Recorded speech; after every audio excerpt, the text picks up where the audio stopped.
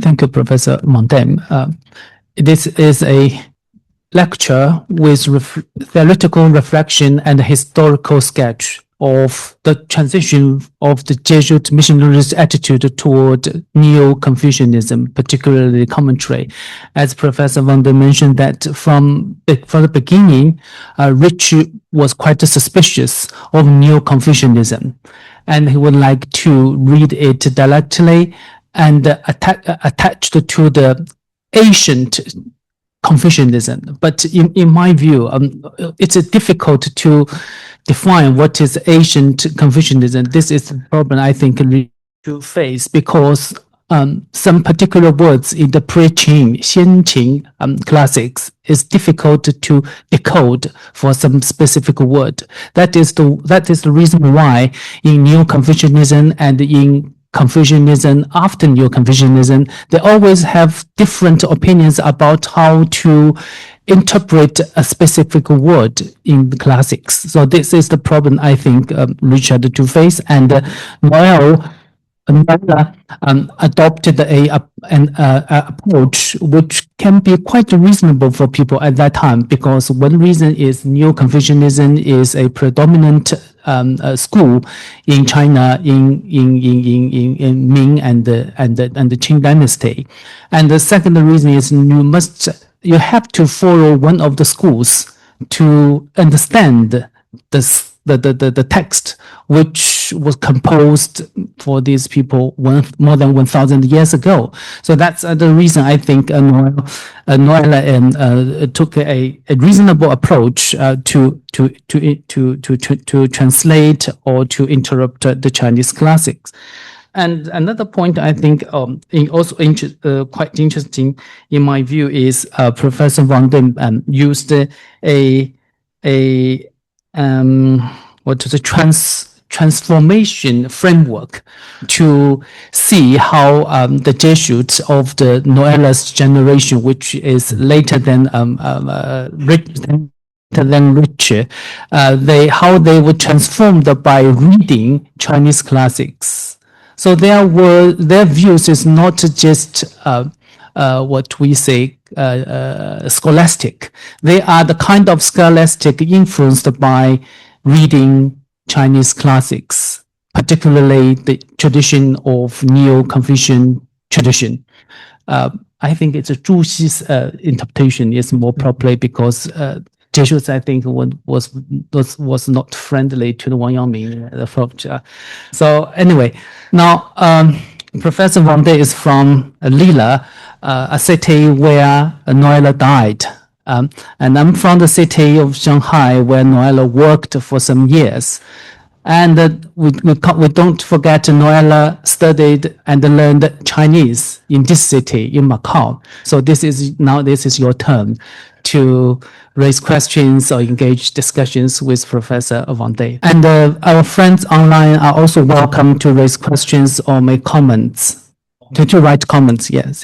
The ethics of Aristotle are teleological. That means concerned about actions. Could you kindly elaborate further on Noël's action, human action, not so much theoretical, right actions? How is it compared with Confucian, the classics? Yes, please. Thank you, because that's a very good aspect of it. So Aristotle ethics have limits.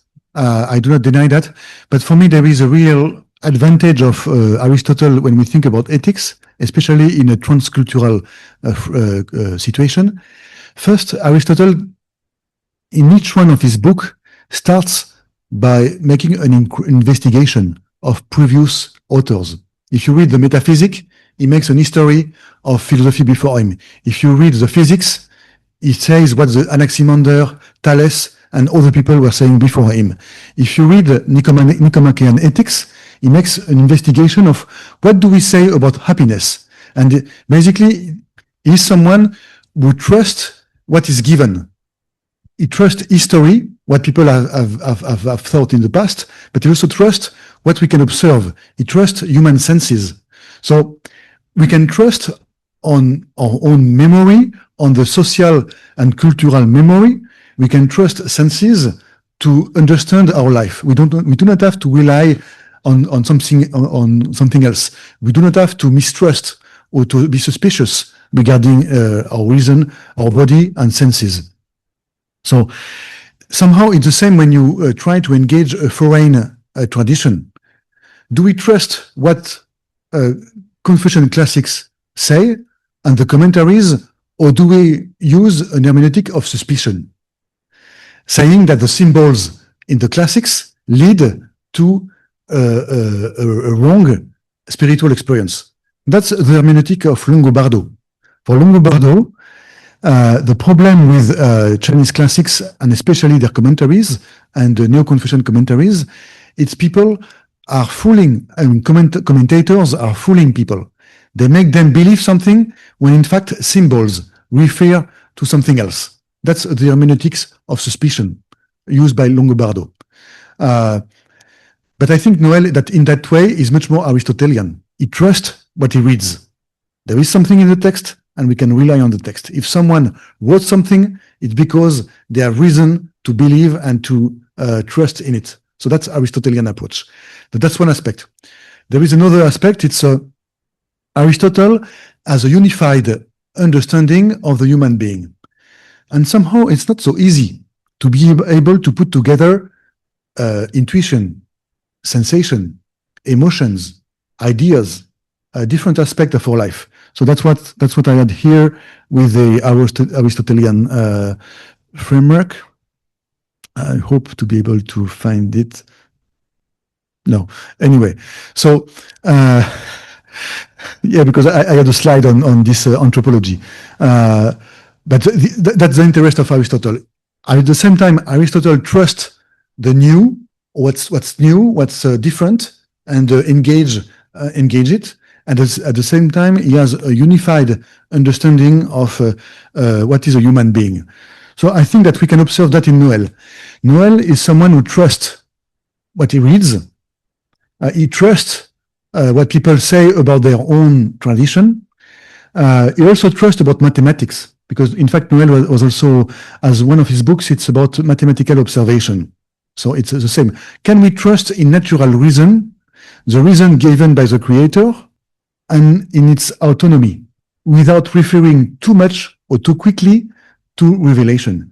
It doesn't mean that revelation doesn't have any help or is not useful. But with Noël, we really have this kind of trust in the autonomy of the human being. So yes, that would be one of my focus.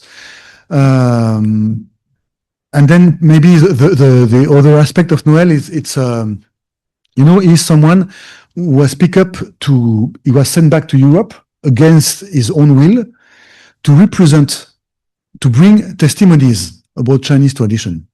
So that's again, do we trust on testimonies? Do we trust on what people say about themselves? So he was sent back to Europe to bring testimonies. And then Europe was at war at this moment, France with other countries. Well, it's always the blame of the French. Anyway, but then Noël wanted to go back to China. He went back once, and then was sent back again. So he's someone who kind of was always trusting that if you give people the correct account and the correct proof, they will understand what's going on in China. And he tried to make that. So at the end of his life, he remained in Europe as a teacher of theology a little bit. But mainly, the problem of Noël is his book were too challenging. So the Society of Jesus kind of put the book aside and asked him to not talk too much about the books. It was too challenging for the time, and the Society of Jesus itself was under pressure because it's already we start to be close to the suppression of the society. So it's also one of the challenge. Yeah. Something I forgot to say, and what you said made me think about it. Another interest of Noël, it's the transformation is not only personal, it's collective. Sometimes when we think about the encounter between two traditions, we think about it at an individual level. But with Noël, we have the transformation of a body of people. Because Ricci was a Jesuit, Longobardo was a Jesuit, but Noël, Bouvet, and other people were also Jesuits. So inside the Jesuit, you had an evolution of the transformation. It's an individual, but also collective evolution of the understanding of Chinese philosophy. And sometimes it's something challenging. We trust that individual can be subject to change. We do not trust that much that structures or social bodies can be subject to change. So Noël is another proof of this. Yes. We have a question from Pedro online. His question is, I think Mo Zhongshan in his 四因说演讲录 also said that Aristotle's four causes can be found in ancient Chinese thought. Zhang Junli said that Zhu Xi's Taiji is the final cause. So thank you very much for this comment, because you see, Mo Zhongshan, so first, I'm very familiar with Mo Zhongshan. I'm just in the middle of reading him. I started last year. I am committed to it because I do think that Mo Zhongshan is another example of someone able to bridge the two traditions by making commentaries, blending by blending text one with each other. But on the process on looking at Mo Zhongshan, so in the case of Noël, I would be very reluctant to take what he's saying for granted. Why? Because it was 400 years ago. So the way we understand Chinese classics, the analect, and the translation of the Mencius has changed in 2026. So we cannot move directly to what Noël is saying. And the same on the Chinese side. The Chinese tradition is dynamic. It's not static. So the way Mo Zhongshan or other new Confucian thinkers understand the Mencius has changed a little bit too. So, but Noël is a historical witness of the possibility of bridging Aristotle, Mencius, Aquinas, Zhu Xi, Suarez, Zhang Jinzhen, and others together. Thank you for the lecture. But I'm also knowledgeable about the topic. Anyway, I am very interested about this attempt of Jesuits to use Confucianism in order to explain the biblical ideas also. Was it there then a follow-up among the Jesuits to follow Matteo Ricci in the sense of developing some kind of common project? I don't know, project maybe not, but there is any follow-up in this sense of Matteo Ricci. Thank you. So Noël is an example of a limitation here, because Ricci, it's so look, it's the Confucius Syndrome Philosophus, which was published in Paris a few years. In fact, yes, going back to that, this book, the Confucius Syndrome Philosophus, was published in 1687. It's a translation of the Tashui of the Zhong, two chapters of the Analect, and then no Mencius.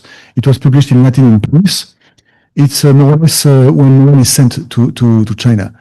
This book will be read by many people.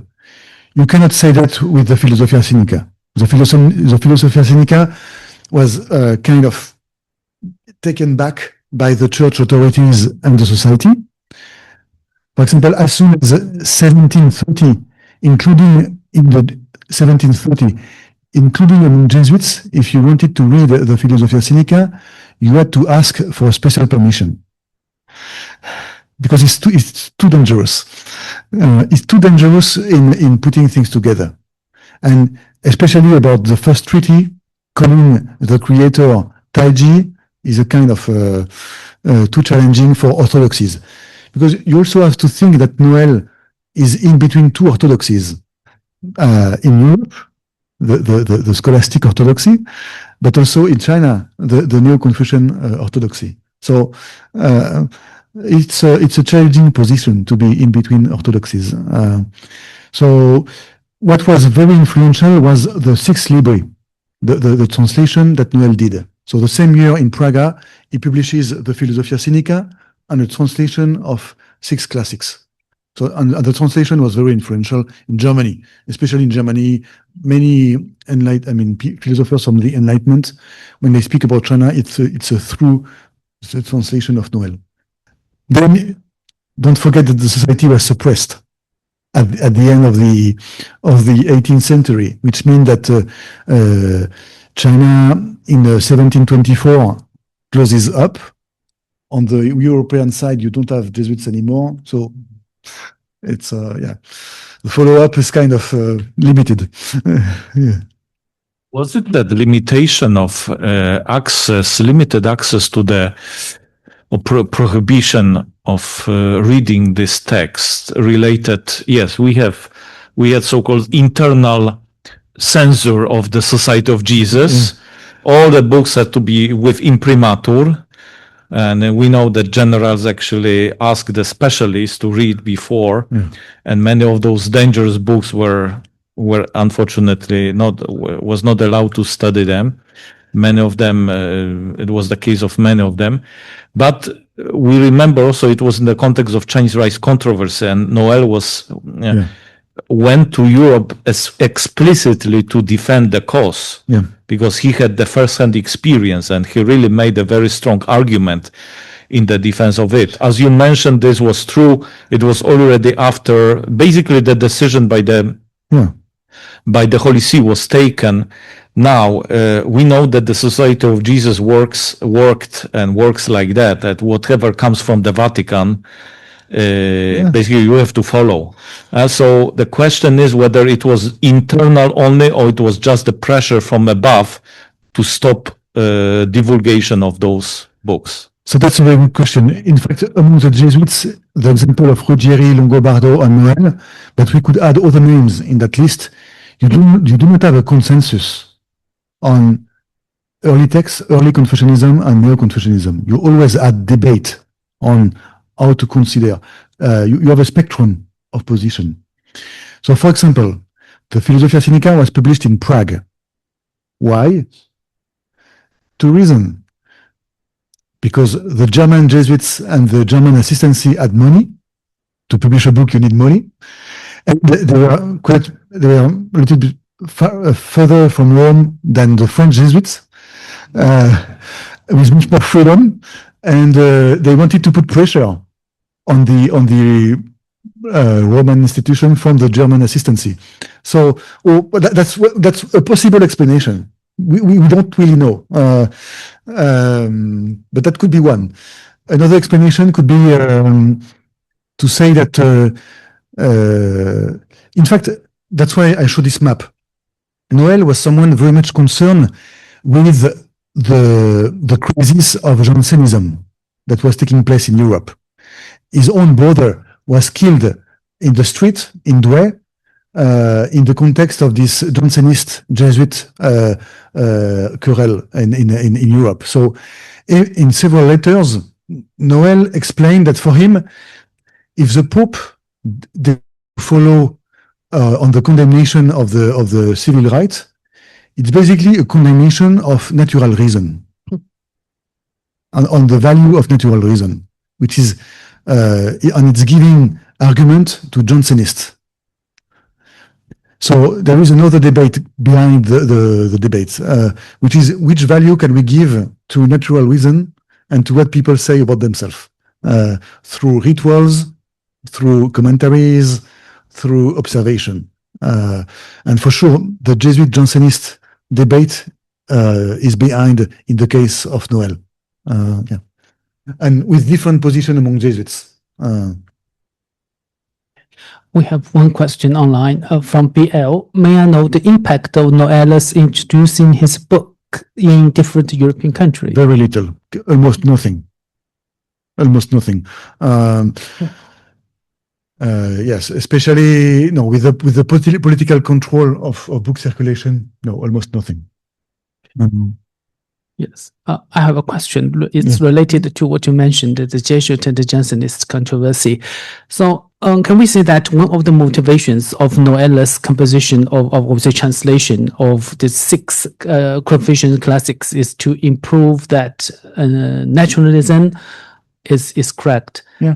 So this is one of the motivations. Oh yeah, well, in fact, he has one letter to his brother where he explained that he thinks that the Pope is wrong in his decision on the civil rights for this reason, because it's going to give arguments to people who do not trust enough in the value of natural reason. Okay. So just This is very interesting because usually we say that Chinese people can use Christianity to improve Confucianism, but in the case of Noël, he used Confucianism to have gadgets. Yeah, and in fact, there is another example of that. It's with Arnaud. Arnaud was one of the main critics of the Jesuits in France, attacking them strongly. Arnaud is a Jansenist, basically. And in one of his books, Arnaud criticized Noël's relation to astronomy, saying that mathematics and astronomy should not display the role that Noël give to them. So there is a form of dialogue here. Debate. Yes, this is an interesting topic because we can connect it with strict Augustinianism in Europe. Yeah, now China is bridging East and the West. Yeah, right. So thank you, Professor Van Dey, for your fantastic lecture. Thank you very much for your participation. Please give hand again. Thanking our speaker. Wonderful, inspiring talk. Hopefully we will continue this bridging East and West in our intellectual and existential dimension. I want to explain only one thing related to our poster. So you are not misled. This is a way of hermeneutics of reading the symbols, because please do not misunderstand that the invitation we put with the alleged face of François Noël is not true, because this is AI generated, because we do not have any record of him, no image. So this is our way of. I can even say in Lille. So Noël was buried in Lille. I live in Lille. I tried to look for his tomb several times. It's impossible to find it. Impossible. So he was kind of no picture. The tomb is. Yes, thank you very much. And now you are all welcome to join our little snack outside. Thank you very much. Thank you.